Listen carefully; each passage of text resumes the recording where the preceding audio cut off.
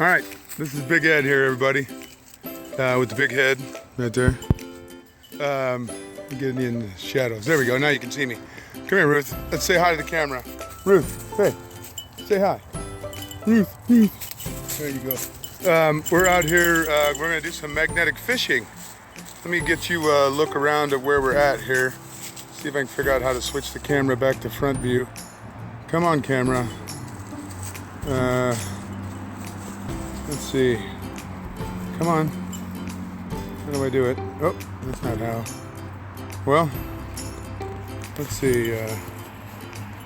Oh, shucks. Hold on.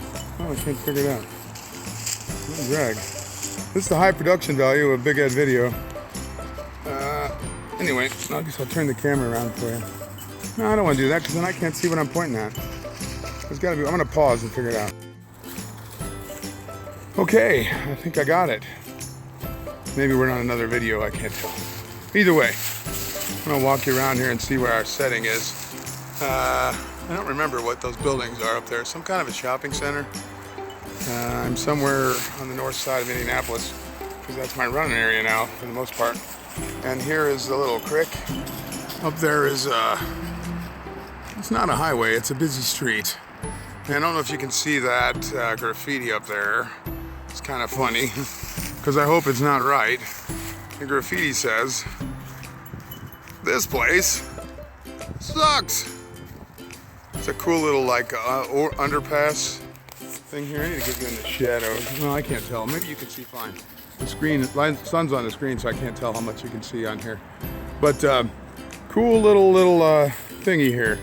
So let me show you my setup. I'm gonna swing my pack around here. This is my cool little rucksack thingy that I got an incredible deal on. And then in here is my magnetic fishing setup. Now I'm not gonna worry about tying off because I don't think the current's gonna take me away. So here's the setup. Looks a little tangled here now, and I think I'm gonna need two hands. It's not tangled, I need two hands to get it going. So I'm gonna pause again. Be right. Okay, we're unpaused here. As you can see, it's a magnet with an eye bolt. This particular magnet is rated for 150-pound pull. Doubt we'll get anything that heavy out of here, but you never know. And then it's just some good poly rope. This particular one's glow in the dark, just in case. Yeah, why not? It's $3.99 at the Tool Emporium that is Harbor Freight, and then in aluminum, so I don't have to fight it. Carabiner, which helps me keep it all organized in my rucksack, which I need to close so nothing else falls out. And then this is how you do it. I'm gonna hold the phone in one hand and demonstrate the casting procedure with magnetic fishing. Keeping the rope on the opposite side of your body here, you swing your magnet as this, like such, and then throw it out into the water, which gets your dog excited and she wants to chase it. So then here, I'm gonna try and put you in this pocket so you can peek out. Whoops. You didn't peek out, did you? Let me try putting you in my scarf. I don't think that might work. There we go. Now we slowly drag the magnet back, bumping it over rocks and other things.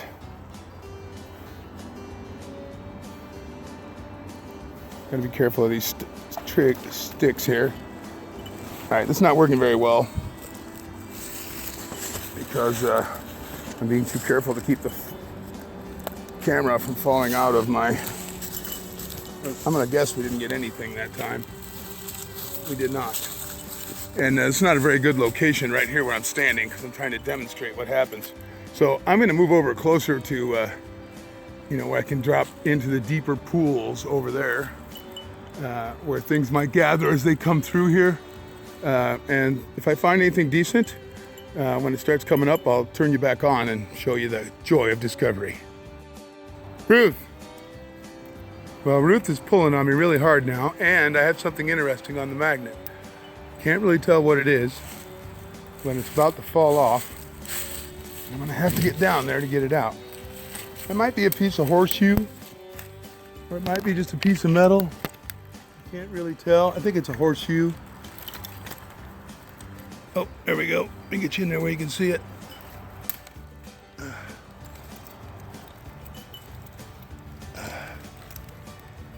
Yeah, piece of broken horseshoe. Still, the best thing I found here so far. The theory behind this magnetic fishing is that you go to some place where there's a lot of runoff from apartments and stuff, and parking lots. And this is not, like I said, the best spot, but it's a nice spot. It's wooded. Here, I'm gonna run you a shot up the creek here. As you can see, it's a pleasant place if you ignore the sound of the cars.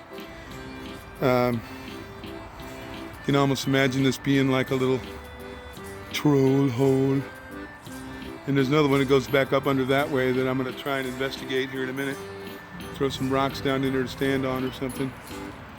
Not on camera in case I fall in the water. But anyway, so I think I'm probably gonna throw this magnet in a few more times, but I have a feeling this might be the best thing I find. If this is the last thing you see me pulling out of here, then you'll know. But this is gonna go in the bag. I don't know what I'll do with it. It might just get set in my pile of old rusty junk. But you never know. Out for now. Okay, here's these were not in the creek. These were along the creek. But that, ooh, I gotta get a drink of water. Let's set this camera up so I don't have to hold on to it. Well, once again, I can't seem to switch it to selfie mode when it's watching the video, when I'm doing a video, until I pause it. I don't know why. Maybe that's the way it works. It's my Android. Oh, anyway. The horseshoe was the excuse me, the half a horseshoe was the most interesting thing I found fishing. But I got a couple of decent 5-gallon buckets walking down the creek ways, and then that hibachi, which is it's a cheap hibachi, but I've been being less than diligent about putting my good hibachi away.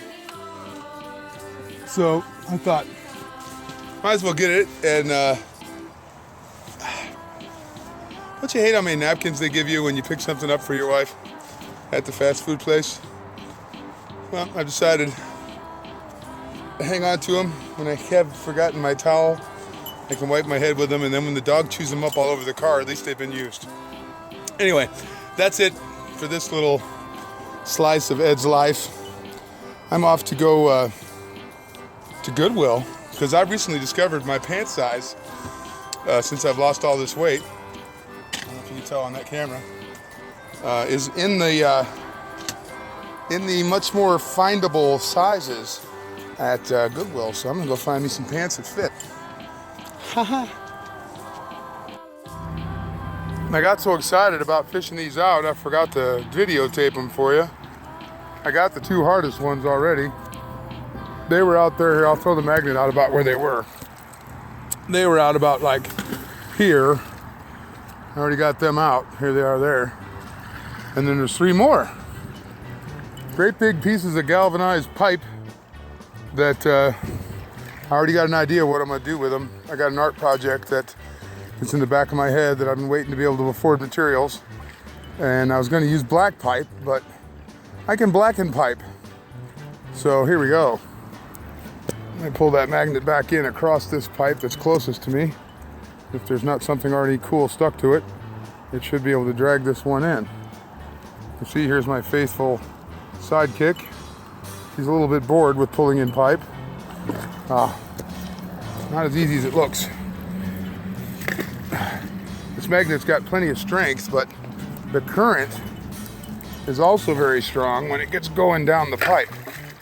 So I have to turn it, there we go, away from the current and then drag it close enough to where I can reach it. And then I can pull or reach down right in here into the water.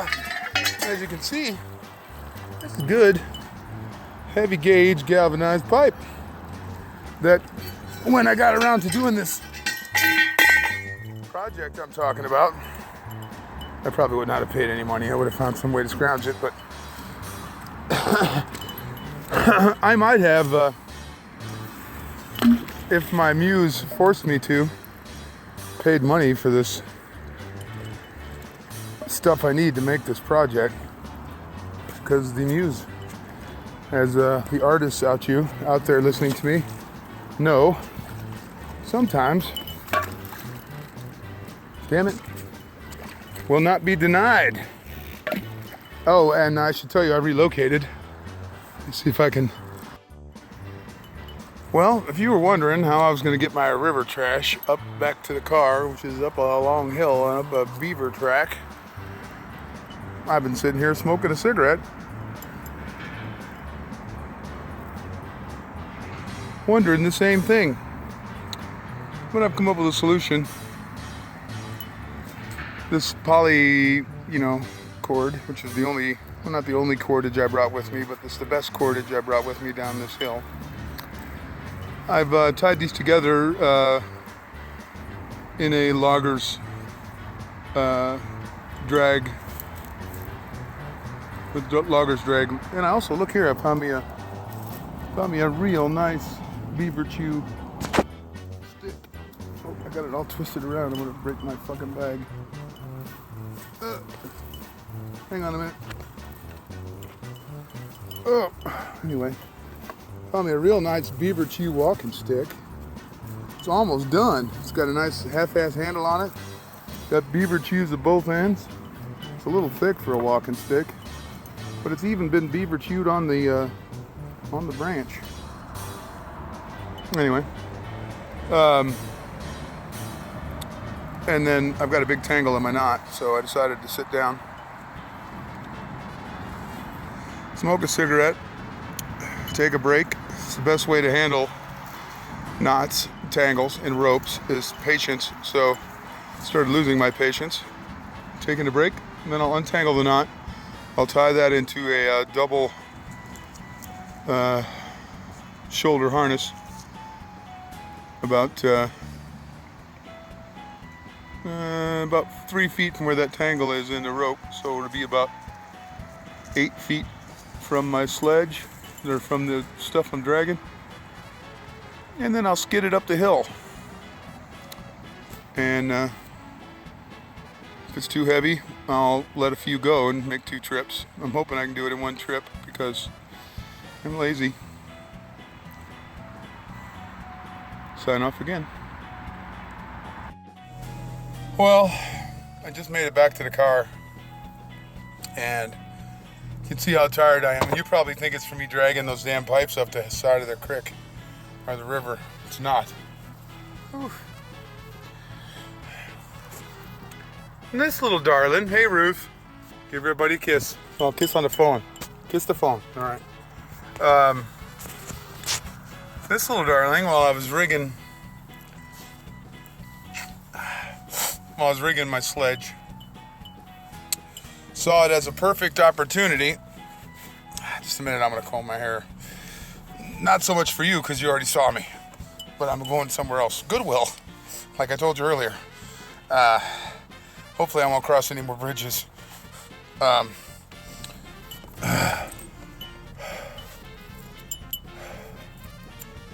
While I was rigging my sledge, it was necessary for me to untie her lead from my wrist so I didn't tie her into the sledge. And I stood on the rope, which normally works just fine. Today I lifted my foot. And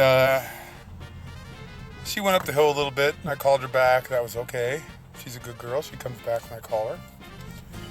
But then she realized, because she's a smart dog,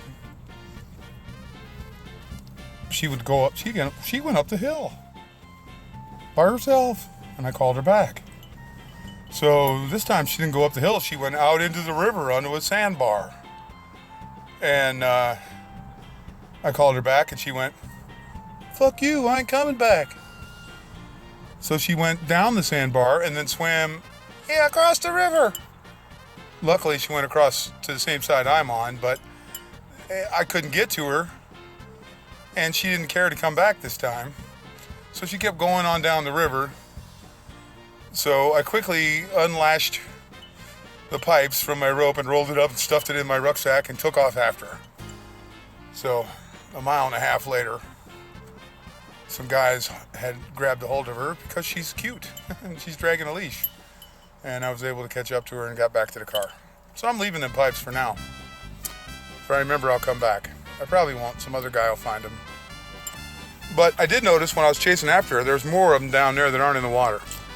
So now all you guys know where they're at, so if you want them, you can come get them.